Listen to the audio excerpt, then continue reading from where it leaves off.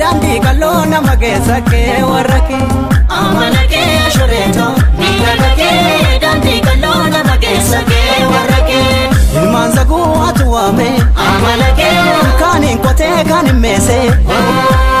sanyi bacamne dararan amalake enyu hame chakachise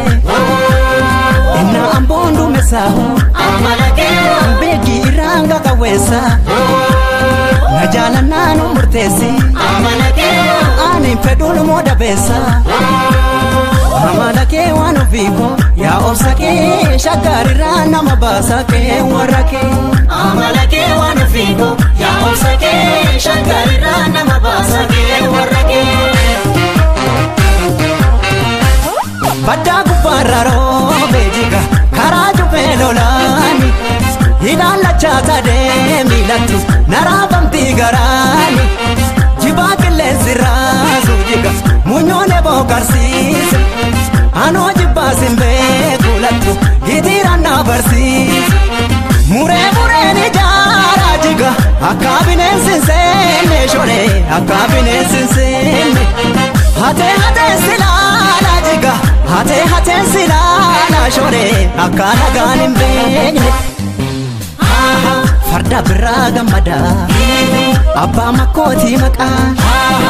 walamne yadahin turre walgenya haka salgan haroba mako iddo gaban qotani durman kenya aso gamot jaratani gamoda jaratano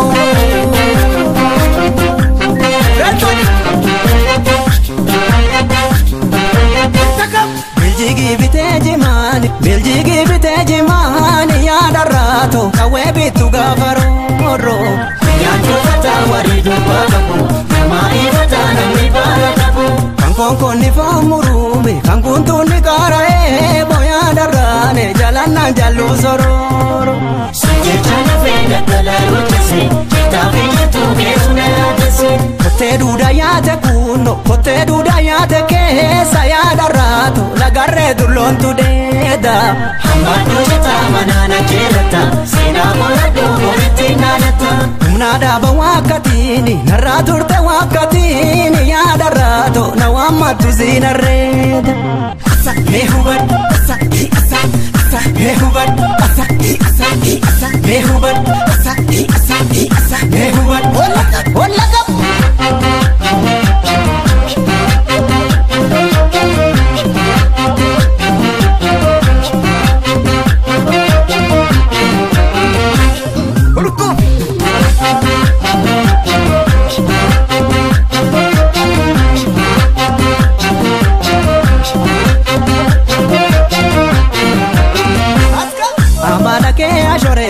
midagake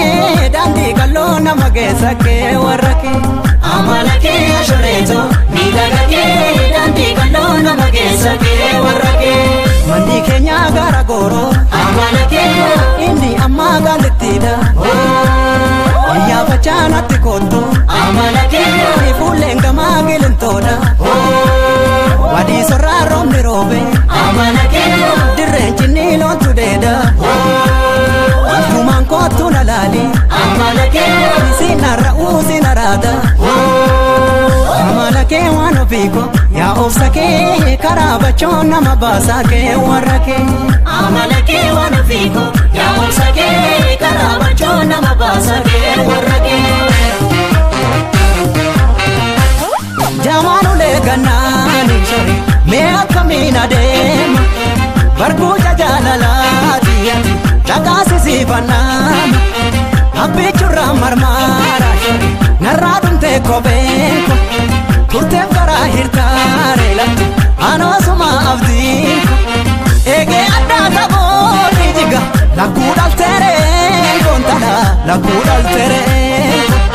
Baraware salana nuto Baraware galana nuni Hadiyam tekenko garbu koterandako malif hamtani kichu